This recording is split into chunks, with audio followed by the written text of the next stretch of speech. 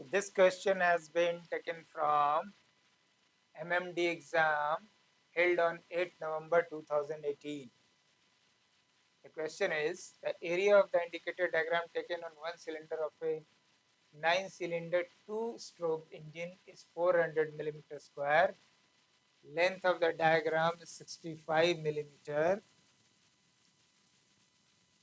Spring scale is 1 millimeter is equal to 1.5 bar. Cylinder diameter is 700 millimeter. Stroke is 1650 millimeter. If it is running at 110 RPM, calculate the indicator power developed, state the assumption made, and then further, if the mechanical efficiency is 95%, transmission losses are 4%, propeller efficiency is 95%, determine the thrust power. So before we proceed with the concept of solving it, so let us understand what is P mean or P average. Pressure meaning, P mean or P average. P stands for pressure.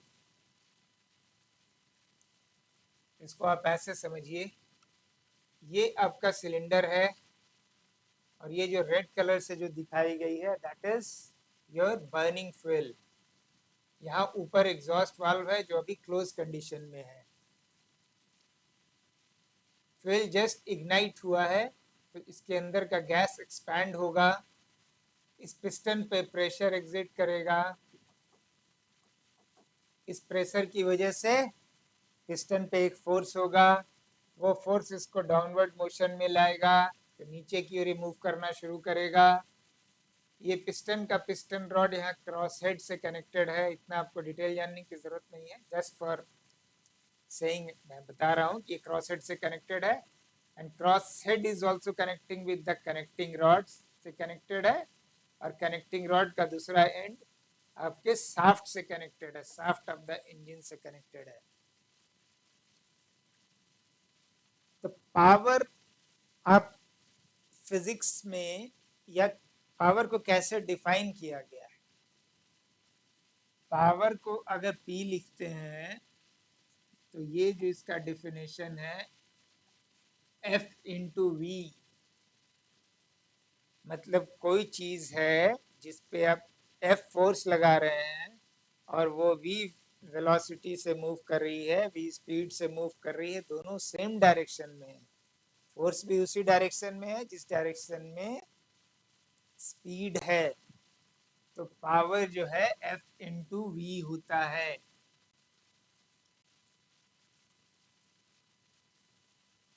अब यहाँ पे क्या है, जो gas burn हो रही है जब तो इसका वॉल्यूम ये है और पिस्टन का पोजीशन ये है, उस समय इसका एक प्रेशर होगा, लेकिन पिस्टन जब नीचे की ओर मूव कर रहा है तो प्रेशर गैस इसके अंदर सिलेंडर के अंदर धीरे धीरे और डिक्रीज होगा.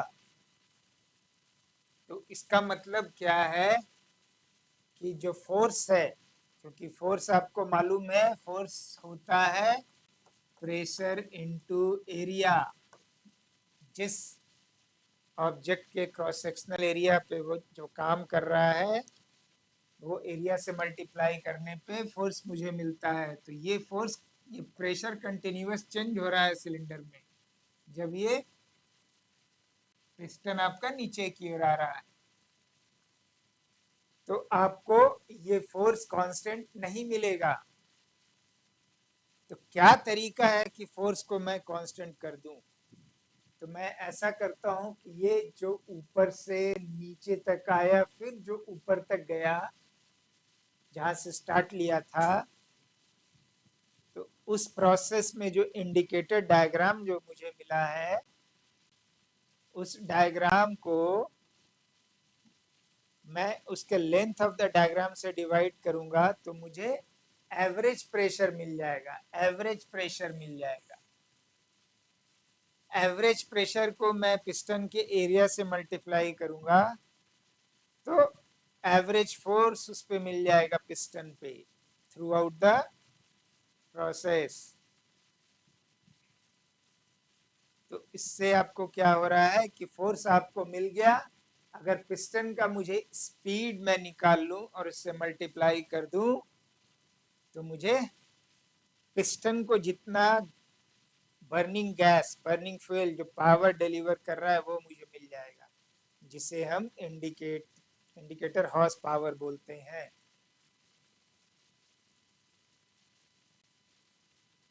वही इंडिकेटर हॉर्स पावर का जो फॉर्मूला जो आप लिखते हैं, तो आप पी मीन लिखते हैं, प्लान PLAN, एरिया आपको एरिया ऑफ द पिस्टन होता है। This two is your force, length stroke वहाँ TDC से BDC तक आने में, और उसको मैं रिवॉल्यूशन पर सेकंड से मल्टीप्लाई कर दूं तो मुझे उसका L/N स्पीड दे देता है, ये दे देगा आपको। तो ये F इंटू, देखिए ये हो गया आपका F का पोर्शन जो F एवरेज हो गया, और ये हो गया आपको स्पीड वाला portion.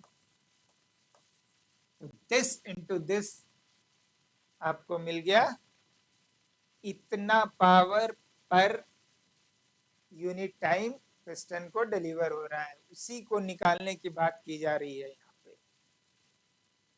Indicator power developed, state the assumption made. तो ये मैंने आपको एक कॉन्सेप्ट बता दिया कि कैसे इसको निकाला गया था। इतना डेप्थ में जाने की आपको ज़रूरत नहीं है, आपके लिए ये फॉर्मूला एनफ है। बट समटाइम्स आपके दिमाग में क्वेश्चन आएगा, ये पी मीन कहाँ से आ गया, पी एवरेज क्यों है, इसलिए मैंने इसे डिटेल में बता दिया। So let us now collect the data. Data क्या क्या दिया हुआ है आप देखिए।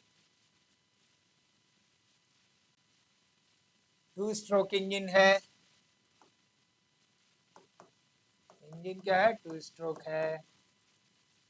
2 स्ट्रोक में क्या होता है, एक रोटेशन में, एक रिवॉल्यूशन ऑफ द शाफ्ट में एक पावर स्ट्रोक मिलता है।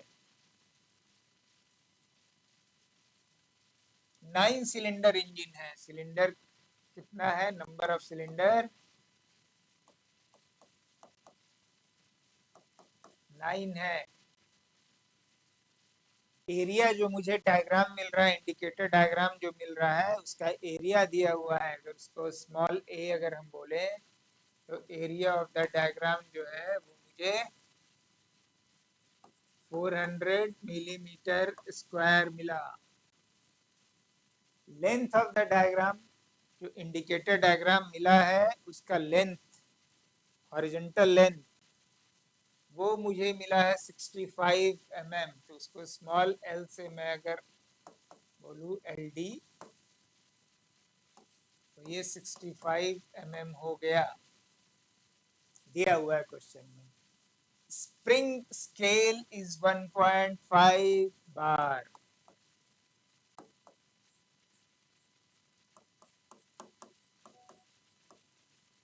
ये क्या मतलब है स्प्रिंग स्केल, जिस इंडिकेटर इंस्ट्रूमेंट को फिट करके हम सिलेंडर का पावर डायग्राम निकालते हैं, जो बनता है वो ग्राफ जो मुझे मिलता है, उसमें एक उसके अंदर भी एक छोटा सा सिलेंडर होता है, उसके अंदर पिस्टन होता है, और पिस्टन के साथ स्प्रिंग अटैच्ड होता है। उस स्प्रिंग के अगेंस्ट ये प्रेशर जो काम कर रहा है सिलेंडर का, वो उसका मिलता है। तो उस स्प्रिंग स्केल का जो वैल्यू बोल रहा है 1.5 बार है, 1 मिलीमीटर पर मिलीमीटर।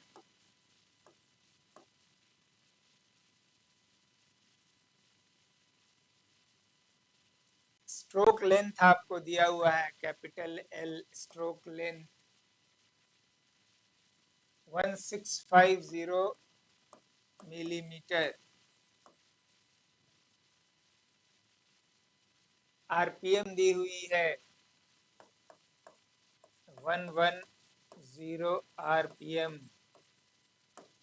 तो इंडिकेटर पावर निकालिए, IHP निकालिए। तो चलिए हम लोग इस पे वर्क करते हैं।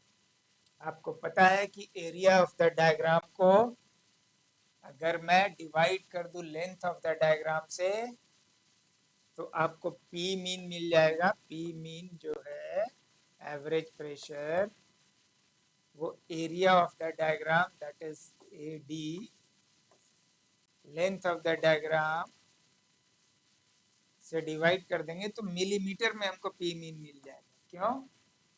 क्योंकि ऊपर वाला जो यूनिट है वो मिलीमीटर स्क्वायर है और नीचे वाला जो आपका 65 मिलीमीटर है, तो ये इससे कट जाएगा, 1 मिलीमीटर बच जाएगा।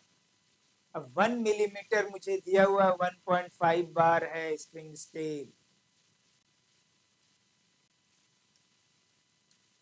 तो इसको मैं मल्टीप्लाई कर दूंगा, 1 मिलीमीटर को रिप्लेस कर देंगे अगर बार से,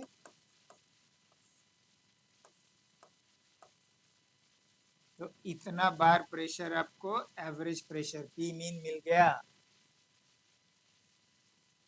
इसको अगर न्यूटन पर मीटर स्क्वायर में कन्वर्ट करना है तो आपको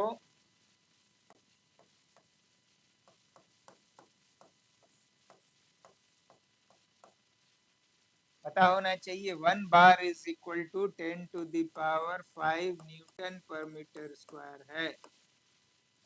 तो ये जब आप कैलकुलेट करेंगे तो इसका वैल्यू क्या आ जाएगा, मैं देखता हूँ, यहाँ निकाला हुआ 9.23 इंटू 10⁵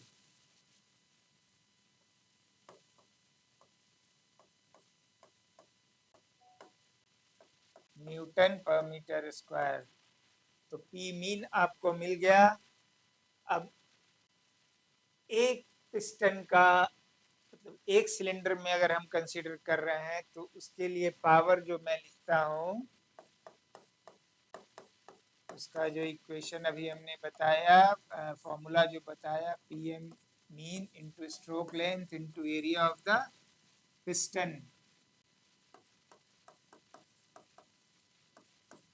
इंटू शाफ्ट रिवॉल्यूशन। अब इसकी वैल्यू रखिए आप यहाँ पे, ये हो गई 9.23 into 10⁵ newton per metre square. Length, stroke length क्या दी हुई है, 1650 मिलीमीटर। तो उसको मीटर में अगर हम कन्वर्ट करेंगे तो 1000 से डिवाइड करना पड़ेगा।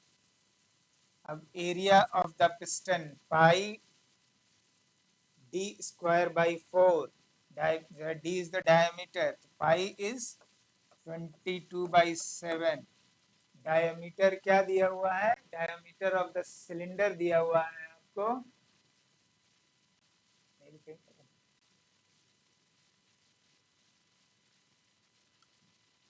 डायमीटर ऑफ द सिलेंडर दिया हुआ है 700 millimetre. So diameter of the cylinder and diameter of the piston will be same because the piston is moving in the cylinder. अब देख सकते हैं डायग्राम में, तो 700 मिलीमीटर वो दी हुई है 700 mm। तो 700 mm को मैं मीटर में कन्वर्ट कर लूंगा, तो ये हो जाएगा, डायमीटर हो गया, इसको डिवाइड करना है 4 से, पाई डी स्क्वायर बाई 4। तो ये पिस्टन का एरिया मिल गया। अब आप आरपीएम आपको दी हुई है, आरपीएम दिया हुआ है 110 रिवॉल्यूशन पर मिनट, पर मिनट। हम इंटरेस्टेड किस चीज में है,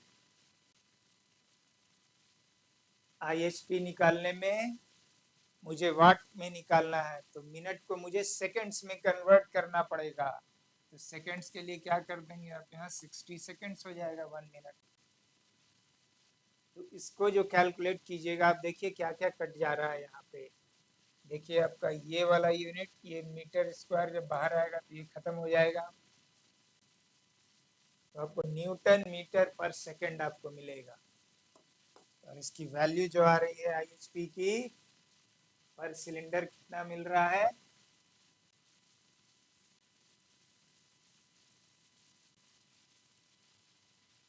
1074.92 किलो 1074.929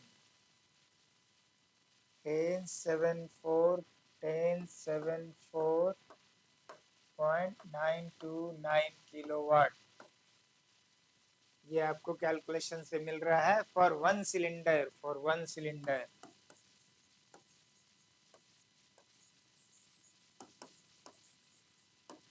आपके पास इंजन में कितने सिलेंडर दिए हुए हैं? 9 सिलेंडर दिया हुआ है इंजन का। तो टोटल पावर क्या हो जाएगा? Total IHP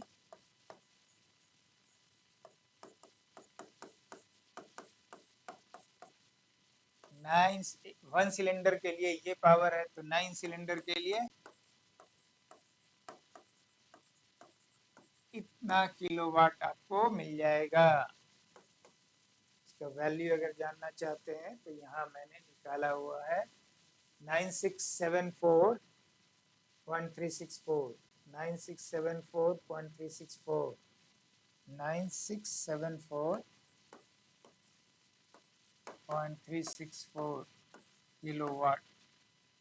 So this is the total power of the engine जो पिस्टन को मिल रहा है from the burning fuel.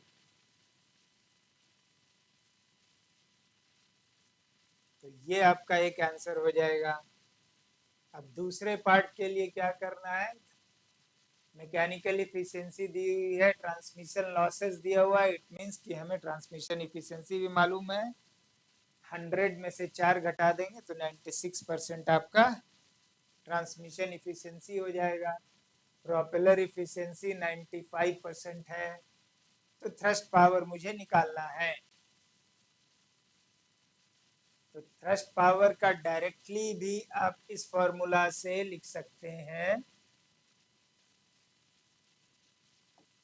Thrust power of propeller total IHP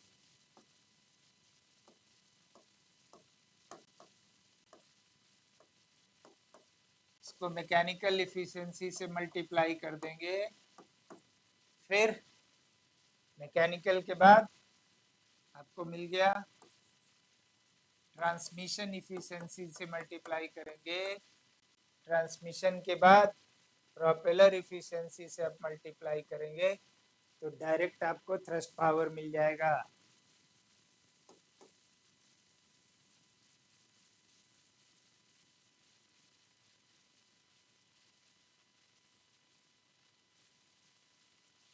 वो 8381.869 किलोवाट है।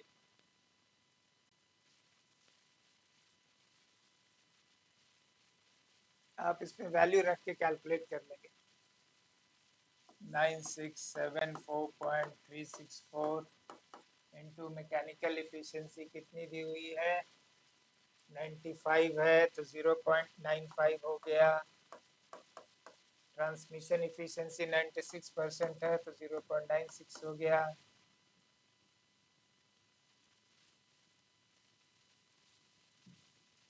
प्रोपेलर इफिशिएंसी कितनी है? 95% है तो 0.95 आ गया। तो यहाँ से डायरेक्ट आपको थ्रस्ट पावर मिल जाएगा इन किलोवाट, क्योंकि ये किलोवाट में है आईएचपी।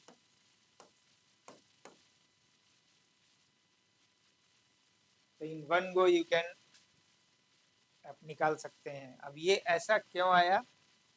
ये आप वन बाय वन करके भी निकाल सकते हैं। आपको मैकेनिकल इफिशिएंसी दी हुई है तो आप ऐसा भी कर सकते हैं। आपके पास टोटल आईएचपी मालूम है, power input is this much, output आपको साफ पावर जो मिल रहा है वो है, दैट इज मैकेनिकल इफिशिएंसी। तो यहाँ से आपको साफ पावर मिल गया।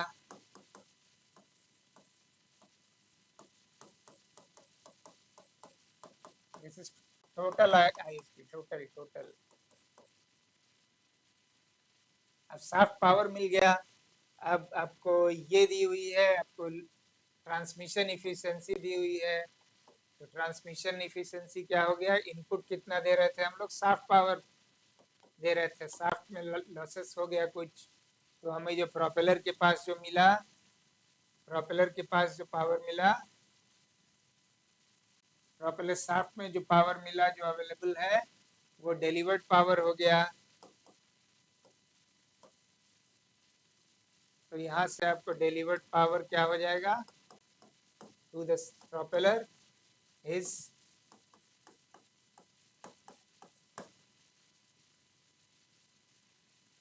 Transmission efficiency into shaft power.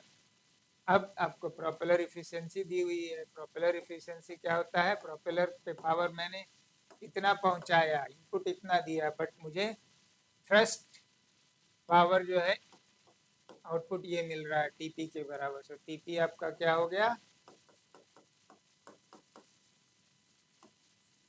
NP into DP. यही है ना, थ्रस्ट पावर आपको मिल गया। Thrust power is equal to propeller efficiency into DP. अब डीपी को इससे रख दीजिए, एनटी इंटू शाफ्ट पावर हो गया, बट शाफ्ट पावर को यहाँ से रख दीजिए, टर्न मैकेनिकल इंटू आईएचपी हो गया। सेम फार्मूला है आपका। So this is the way to solve it. ये मोटा मोटा कॉन्सेप्ट है आपको, ये मैंने जस्ट एक्सप्लेन कर दिया कैसे कन्वर्ट हो रहा है। पी मीन केवल निकाला, पी मीन कहाँ से मिलता है ये सब मैंने एक्सप्लेन कर दिया, क्योंकि डायग्राम के एरिया से आप लेंथ ऑफ द डायग्राम को कीजिएगा तो डायरेक्टली आपको पी मीन मिल जा रहा है। अब इसका राइटअप भी मैंने बना के रख दिया है, आप इससे भी देख लें, सेम चीज़ है, इसको एक्सप्लेन किया हुआ है in words also everything. mean pressure in unit millimeter from the diagram is area of the diagram by length of the diagram। तो आपको ये मिल गया। अब पर मिलीमीटर स्प्रिंग स्केल दिया हुआ है, 1.5 बार है, तो 1.5 बार से मल्टीप्लाई करने पे प्रेशर आपको बार के टर्म में मिल गया। अब एक बार 10 to the power 5 newton metre square हो रहा है, तो न्यूटन मीटर स्क्वायर के टर्म में लिख दिया। अब यहाँ पे मुझे मालूम है IHP for one cylinder is P mean into stroke length into area of the piston into RPS। तो हमने एरिया ऑफ द पिस्टन को मीटर स्क्वायर में निकाल दिया पाई डी स्क्वायर बाई 4 से। स्ट्रोक लेंथ को मैंने मीटर में कन्वर्ट कर लिया, मिलीमीटर में दिया हुआ था। रोटेशन पर मिनट दिया हुआ था, उसको मैंने रोटेशन पर सेकंड कर लिया। अब यहाँ पे सारे वैल्यू को डाल दिया, तो एक सिलेंडर के लिए मुझे पावर मिल गया। अब 9 सिलेंडर्स है, और अजम्पशन क्या है कि हर 9 सिलेंडर में, यहाँ पे अजम्पशन क्या हो जाएगा, we have taken that each cylinder is producing equal power. मतलब हर 9 सिलेंडर में, नंबर 1 में, नंबर 2 में, नंबर 3 में, नंबर 4 में एंड सो ऑन, हर में इक्वल पावर डेवलप कर रहा है, इक्वल पावर आईएचपी मिल रहा है। तो ये अजम्पशन हो गया। So that is your assumption that each cylinder is producing equal power. In actual case ऐसा नहीं होता है, पावर थोड़ा बहुत डिफर करता है हर सिलेंडर का। टोटल इंडिकेटेड पावर आपको मिल गया 9 से मल्टीप्लाई करने पे। अब मैंने 1 बाई 1 करके निकाल दिया, मैकेनिकल साफ पावर बाय इंडिकेटेड पावर से साफ पावर मिल गया। साफ पावर के बाद ट्रांसमिटेड पावर निकाल दिया, 100 में से 4% का लॉस हो जा रहा है, तो 96% है, तो वो इतना किलोवाट आ गया transmitted power. Propeller efficiency thrust transmitted power जो है वही पावर डिलीवर्ड पावर है जो प्रोपेलर शाफ्ट पे अवेलेबल है, बट प्रोपेलर उसको कन्वर्ट कर पा रहा है थ्रस्ट पावर के इक्वल। तो इनपुट आपका ये हो गया, आउटपुट ये हो गया, तो output by input into 100 will be the propeller efficiency. तो यहाँ से आपको मिल गया 95% है, इससे आपने थ्रस्ट पावर कैलकुलेट कर लिया।